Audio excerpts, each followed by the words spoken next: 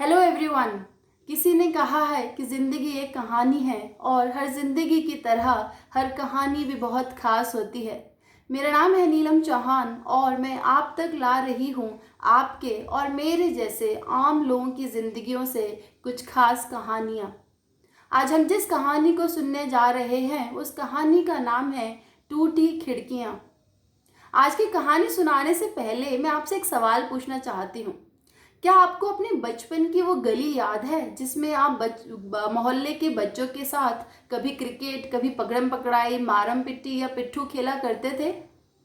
आज की हमारी कहानी ऐसी ही एक गली, बच्चों का वो खेल और कुछ टूटी खिड़कियों की है। वो गली उस मोहल्ले की आखिरी गली थी। बीच में एक लंबा चौड़ा रोड के दोनों तरफ हल्की घास और घास के दोनों तरफ बनी दो 3 मंजिला इमारतें। इन इमारतों में रोजमर्रा की जिंदगी बसर करने वाले कुछ आम से परिवार रहा करते थे। इन परिवारों में रहने वाले 4 साल से लेकर 25 साल तक के बच्चे और लड़के लड़कियां उस मोहल्ले की रौनक थे। बच्चे सारा दिन अपने शोरगुल और खेल कूद से मोहल्ले का उत्साह बनाए रखते। अगर बात त्योहारों के दिनों की करें तो सुबह से ही बच्चे आसमान में उड़ती चिड़ियों की तरह चहचहाना शुरू कर देते। गर्मी की छुट्टियों में यहाँ के लड़के सूरज के उगने से पहले हाथ में क्रिकेट बैट, विकेट्स और बैट बॉल लेकर सीधे ग्राउंड का रुख कर लेते। गर्मी की छुट्टियों की हर शाम लड़के और लड़कियों के बीच कभी मारम पिट्ठी या पिट्ठू खेलते हुए बीतती थी।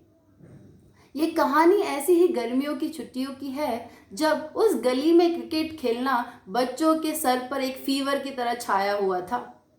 बच्चे सारा दोपहर पेट भर सोते और सारा दिन खेलते, बस यही उनकी जिंदगी थी। हम सभी जानते हैं कि क्रिकेट, बैट बॉल का कोई भी गेम और कांच की खिड़कियों के टूटने का कितना करीबी संबंध है। बच्चों के इस गेम ने न जाने उस मोहल्ले की कितनी कांच की खिड़कियां तोड़ी थीं, पर कभी किसी परिवार ने कोई ज्यादा शिकायत नहीं करी। आखिर बच्चे सभी के साथ खेलते थे और बच्चे तो बच्चे होते हैं, मानने वाले कहाँ हैं। पर उस दिन सब कुछ बदल गया। उस मोहल्ले में पांडे जी रहने आए। पांडे जी बड़े ही सख्त मिजाज वाले इंसान थे। उनके परिवार में 2 कॉलेज जाने वाली बेटियां और एक 12th क्लास में पढ़ने वाला बेटा था। पांडे जी की किस्मत ऐसी थी कि उन्हें रोड से सटा हुआ पहला मकान मिला।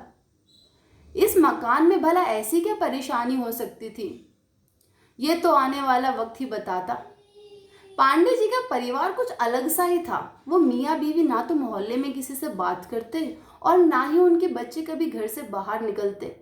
ज्यादा से ज्यादा उनके बच्चों को कांच की खिड़कियों से भरी उस बालकनी में बैठे देखा जाता था। ये दिन भी गर्मियों की छुट्टियों का कोई और आम सा दिन था। बच्चे गली में क्रिकेट खेल रहे थे।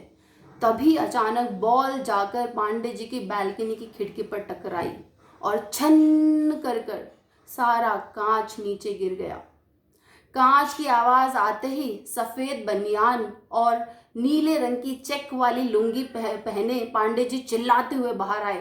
कौन है ये नालायक? इस गली के बच्चों ने तो जीना हराम कर रखा है। पांडे जी की आवाज सुनते ही सारे बच्चे डर के मारे रोड पर चुपचाप खड़े हो गए।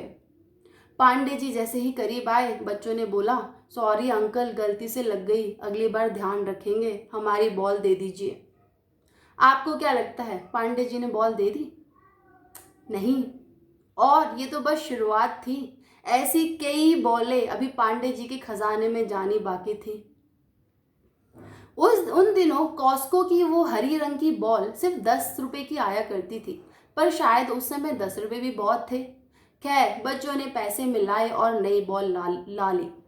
पर उस दिन टूटे उस कांच की खिड़की से पांडे जी का रिश्ता जैसे इन बच्चों से बड़ा अटपटा सा हो गया। उन्हें जैसे इन बच्चों से चिढ़ हो गई थी। उन्होंने कई बार बच्चों को इस गली में खेलने से मना किया, पर बच्चे कभी किसी की सुनते हैं? ज्यादा से ज्यादा वो 2 दिन सुनते और तीसरे दिन back to normal. Pandey ji भी किसी से यूं ही हार मानने वाले तो नहीं थे। एक दिन पांडे जी अपने एक बड़े मित्र को लेकर गली में आए। उनके ये मित्र पुलिस में नौकरी किया करते थे। हट्टे कट्टे लंबे चौड़े और जवान उन पुलिस वाले अंकल ने उस दिन गली के सभी लड़कों को बुलाया और कहा, अगर आज के बाद इस गली में कभी खेलते हुए देख लिया तो एक एक को उठाकर अंदर डाल दूंगा। पांडे जी के मित्र की दी हुई उस धमकी के बाद से हमेशा हंसता खेलता शोरगुल में डूबने वाला ये मोहल्ला किसी बंजर रेगिस्तान की तरह शांत हो गया। बंजर से इस रेगिस्तान में क्या कभी बारिश की बूंदें लौटकर आती? बहुत जल्द। अभी गर्मी की छुट्टियां कुछ बाकी थीं और शायद इन्हीं कुछ बचे हुए दिनों को एंजॉय करने के लिए पांडे जी अपने परिवार को लेकर गांव चले गए। पांडे जी के जाते ही गांव गली के मोहल्ले के बच्चों की तो जैसे मौज आ गई। पर असल सरप्राइज तो अभी बाकी था।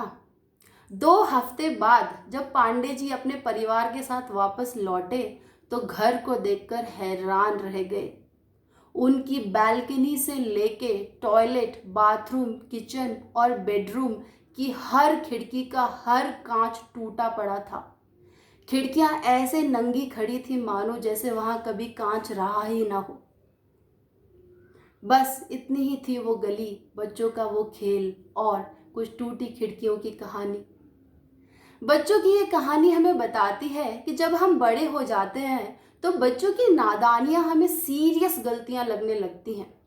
हम एक्सपेक्ट करते हैं कि बच्चे हमारे लॉजिक को समझेंगे। अरे भाई, वो बच्चे हैं, हमारा लॉजिक क्यों समझे? और अगर वो इतने समझदार होते तो बच्चे ही क्यों होते?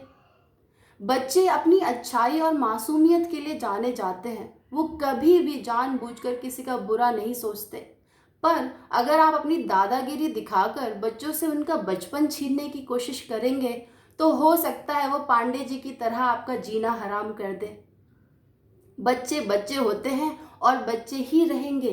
खेलेंगे, कूदेंगे, नादानियाँ करेंगे। करने दीजिए ना। ये बचपन, उसकी हंसी और वो यादें कभी लौट कर तो नहीं आती। जब तक है उन्हें खुलकर और खिलकर जीने दें।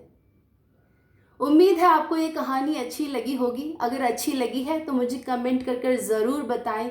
चैनल को सब्सक्राइब करना ना भूलें। आपसे फिर मुलाकात होगी एक नई कहानी के साथ। Till then, take care.